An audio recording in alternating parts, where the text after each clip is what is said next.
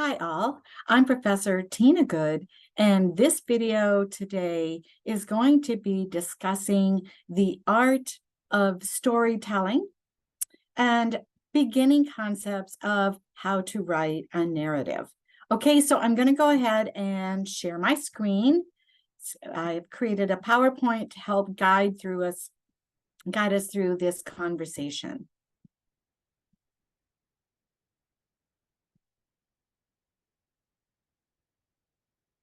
Okay.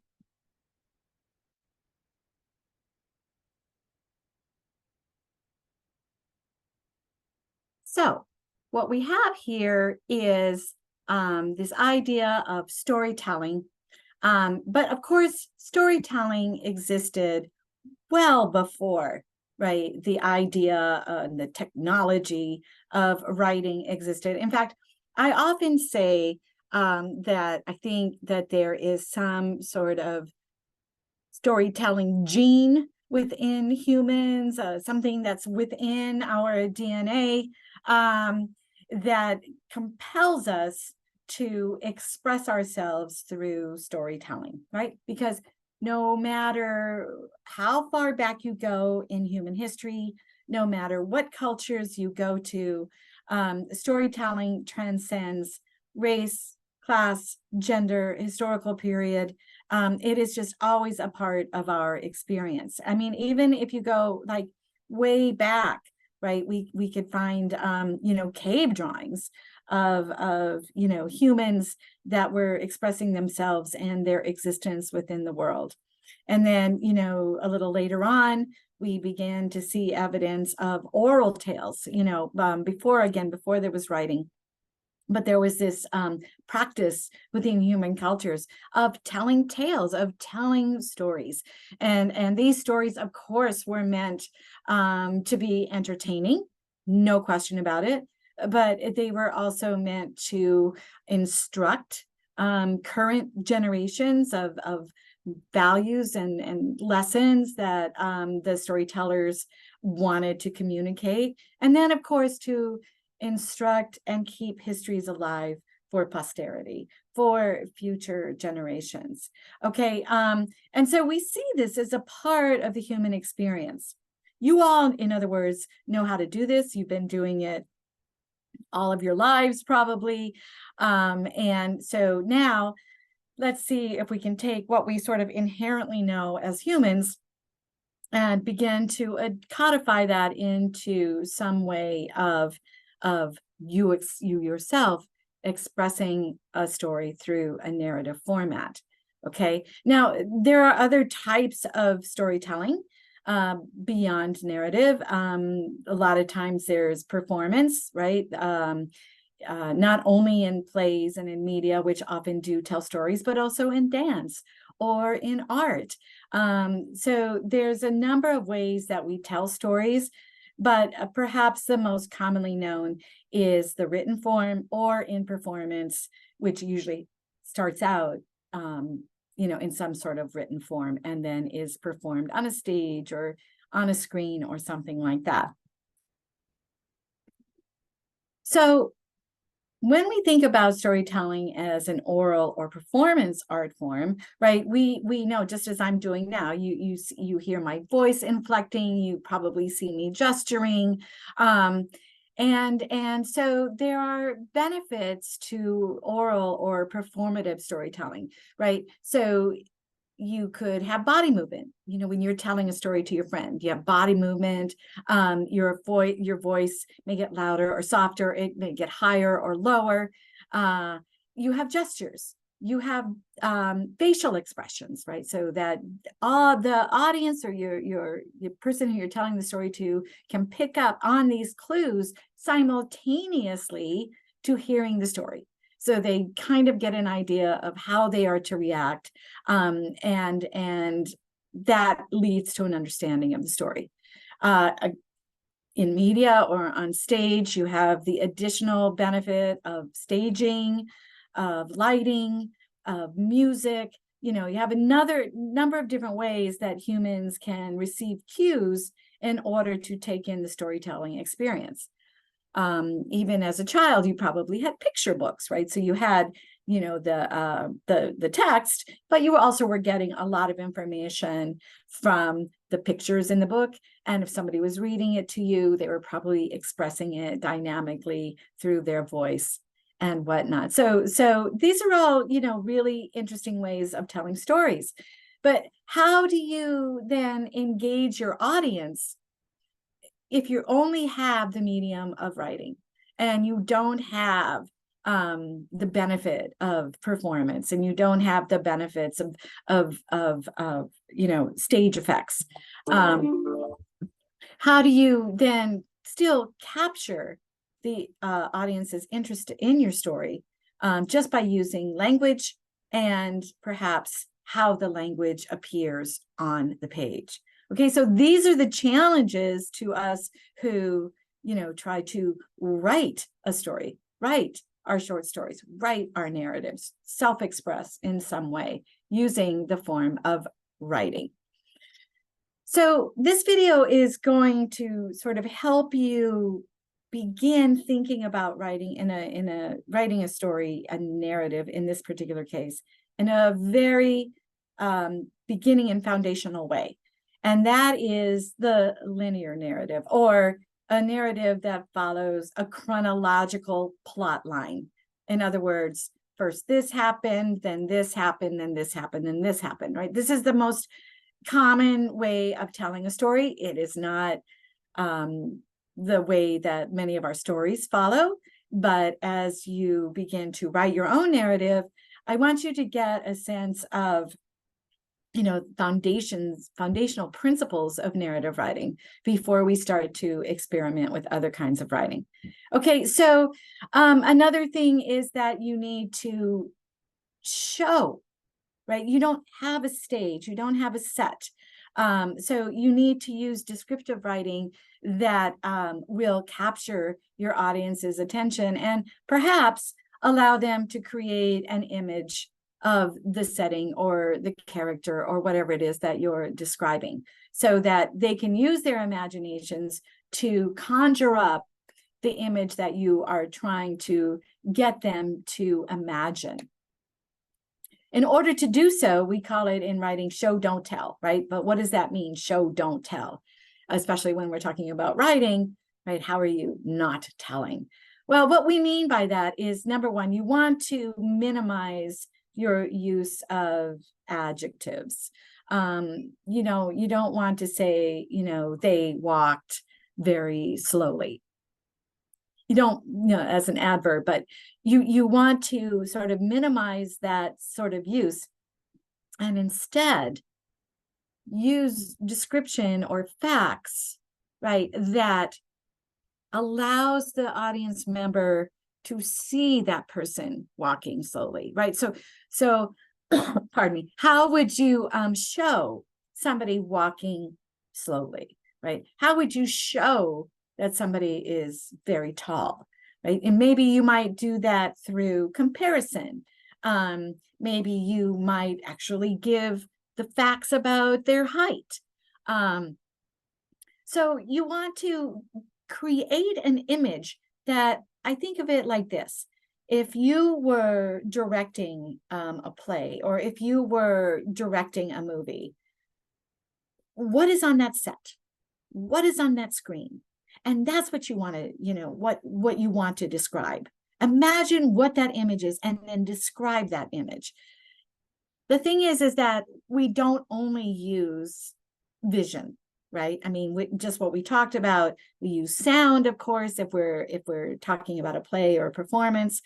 But in writing, you have the additional ability of not being limited only to sight and sound, but to perhaps evoking senses that are even more powerful than sight and sound, and that is smell, taste, and touch, right? So you want to describe a smell, right? So that we get, you can't do that in movies, but you can do it in your writing. What does it smell like?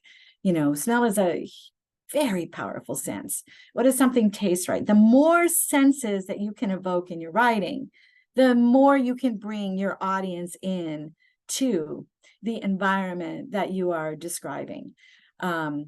You also want to stay away from to be verbs. You want to stay away from is, are, was, were, be, being, been, as much as possible. Listen, you have to use them. It's just the way that we speak in using the English language.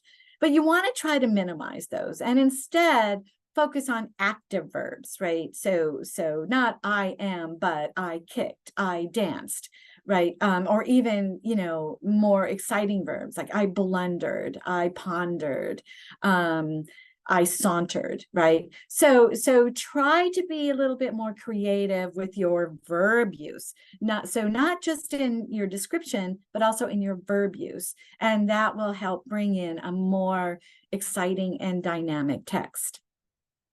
Another way of bringing in, immediacy to your writing is by actually writing dialogue. Now, listen, it takes some practice sometimes to write dialogue because you sort of have to imagine how people actually speak. And so you will want to maybe have a different way of speaking for each one of your characters, right? You want them to sound differently. You want them to use different idioms. So maybe you want to try to bring in, some sort of accent or, something like that. Dialogue, of course, not only brings immediacy to the story, but it also triggers, right, that sense of sound and helps develop your characters, right? No better way to get to know a character but by listening to that person speak. Then in structure, right, the words on the page. In today's writing, the recommendation is that your paragraphs should be kept short or shorter. Unless you are going for some sort of sort of rambling mood or tone in the way a character is presenting a story or something like that, unless you're going for a specific effect, you do want to try to keep your paragraphs short and shorter. It does seem to quicken the pace and keep your audience's attention, more to the fore.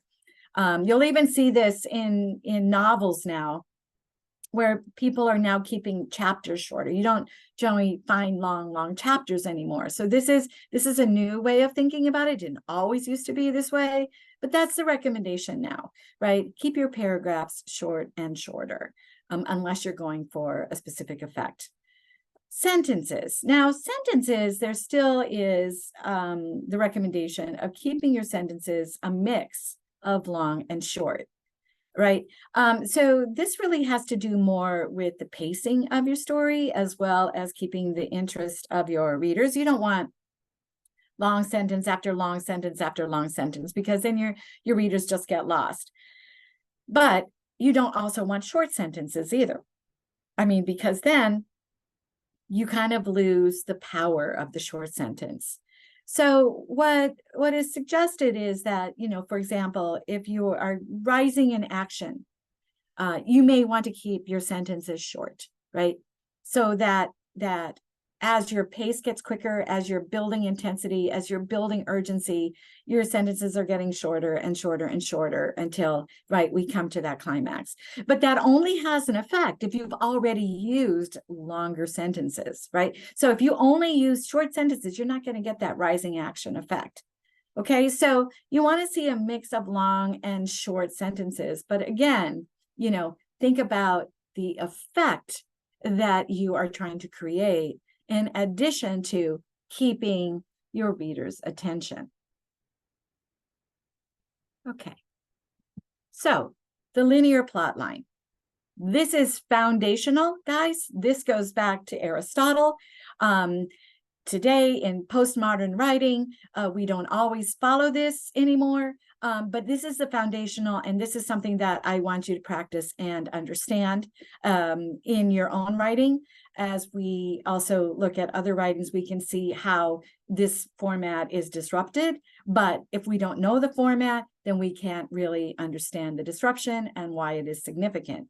Okay, so essentially, this is the old format, right? And that is that you have all of this buildup, right? And this buildup where you are developing your setting, developing your characters, and establishing your conflict between, for your protagonist or your main character and the antagonist or antagonists in the story. So this is where you're building all of this, right? You're building the conflict, you're giving the context, you're building your character's development, and all of this is in the front part of the story. And then you have this moment, what we call, like a lot of people call this the turning point or the climax, or right, the peak of the conflict for the protagonist, right? And that there here is this climactic event. And because of this event, because this event has happened, the protagonist must make a decision. It is inevitable. Even not making a decision is a decision, right? Because this event has happened, a decision must be made, okay? So your climax or your turning point is, right, the event that stems from the conflict and the decision that is made. And then you'll see here, then there is the conclusion or the consequences of the decision. And at the root here, right, is the purpose of the story. Why are you telling this story? What do you want readers to understand perhaps differently because they have read your story, right? Maybe you want to develop some sort of awareness, and that's the end of it. But, right, something you're exploring here that you want readers to understand that's directly connected to the conflict, right, and the climactic event. The conclusion is very important, guys, that you don't just stop, but that you show the consequences of the decision that is made here. Now, as I said, this is very traditional. You may follow this format, but I'll tell you that in today's world, in today's writing, it is not quite so equal here, right? If you go to movies today, if you read stories today, your conclusion is not necessarily equal to the buildup.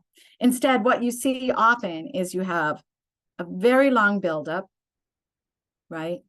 And then you have a bit of an extended climactic scene, right? I think of Avengers, for example, Endgame. You have this build up, and then you have this long battle scene right here, right? That's the climactic event. And then in that climactic event, no spoilers, I won't give anything away, just in case for some reason you haven't seen it, our main character must make a decision, right? And then the end is much shorter, right? So you have a much longer buildup, a longer climax, and a much shorter conclusion. The conclusion still shows, right, the consequences of the decision made by the protagonist, but it is much shorter now in 21st and even late 20th century writing, right, that this becomes much smaller, okay? So in narrative writing then, things that I want you to think about when doing your own writing, okay? So your introduction, you should always make sure that your introduction has an attention-getting opening, or what we call a hook. I think about, like a James Bond movie, right? Where the movie starts immediately with the action, right? There's not a lot of buildup. You start immediately with the action and then kind of back up and bring in your setting and bring in your character development. But you've got to grab in some way in those opening lines, you've got to grab your audience's attention. And that needs to be connected to your overall story, no question about it, right? It shouldn't be just some random provocative statement that has nothing to do with your story, right? But jump into the action, jump in right into the action when you're doing your narrative writing, right? And then go into creating images that introduce your setting and your protagonist through descriptive details, okay? You also, when you're developing your characters, and by the way, in a short story, you want to keep the number of characters very small, right? If you are writing a 3-page story, you don't want any more than 2 or 3 characters. You just don't. You will get lost in them. And they even say, like on stage, if you're doing a play, you want to keep your characters, very limited. But beyond that, I want you to think about what you want your character to experience, right? So we talked about earlier that the protagonist has this moment of conflict, and that conflict brings about a change. And that would be around character. Okay, so your protagonist generally has to have that. If there is no change in the protagonist, well, that's something worthy of study. But for you and your purposes right now, I want you to make sure that your protagonist is around character. But then think about if you're bringing in, 1 or 2 other characters, right? Do you want them to be a flat character, right? Do they have a change? Do they, stay flat? Are they representing a simple stereotype, or are they also, having a conflict that is related to the protagonist, and they change also, right? They don't all have to be round. They don't all have to be flat. And maybe you even have a character or 2 that's, has no voice at all, but for some reason they are in the story. So go back to the videos about character development. And then when you're doing your own writing, make sure that as you go into it, that you're thinking about, how do you want your characters to be presented here? Do you want them to be round, flat, and or silenced? Okay. Plot. Okay, again, plot, you guys know plot. Everybody knows plot. That's grown up in our culture. We understand it, right? What conflict or struggle is the main character facing, right? And this conflict is what's driving the plot forward, right? This conflict combined with the protagonist is why we have a plot. The plot is not necessarily the most important thing in the story, but it is what gives us the story. Okay, so be thinking about that. And again, you can do your build up and bring it to a climax, but your climax can be a little bit more extended, right? It doesn't have to just be that peak. But no matter what, make sure that you write your climax. Give us the details of what happened in the climactic event. The thing that I see most often with students is they get us to the climax and then we see the end, but we skip over exactly what happened in the climactic event. Write it out. Make sure you have at least a solid paragraph on the climactic event. Okay, don't skip over it. And then what was the decision made by the protagonist? Okay, those 2 things are what is needed for your climax. And then the conclusion, right, as I said before, the consequences of that decision made by the protagonist, who suffers those consequences, right? Consequences don't necessarily just pertain to the protagonist, but what happens around the protagonist. And then, of course, and this happens a lot with beginning writers, is make sure that you conclude the story, right? Don't just stop, right? Give us a conclusion. And often your conclusion can tie back to, your opening scene in your introduction, right? If you want to know, if you want like a little cheat sheet of how to make sure that you're concluding, tie it back in to your introduction in some way. But just make sure that you conclude it. Don't just stop. Don't make your readers turn the page and go like, wait, I don't feel like I understand what happened. I'm not understanding what happened. I need more, right? Make sure that you write a conclusion. And then, of course, when you go into revising your story, and listen, guys, I don't recommend that you think about purpose at the beginning of your writing experience. But as you're writing and as you come to the end, right, make sure that by the end of it, you have some idea of what you want your readers to think about differently as a result of reading your story, right? And that might cause you to go back and revise and rewrite some things to make sure that purpose becomes clearer. But do make sure that at least, it's not a thesis statement, guys. Don't think of something that you're proving. It's nothing like that, right? But some sort of general awareness or some sort of general effect that you want your readers to have as a result of reading your story.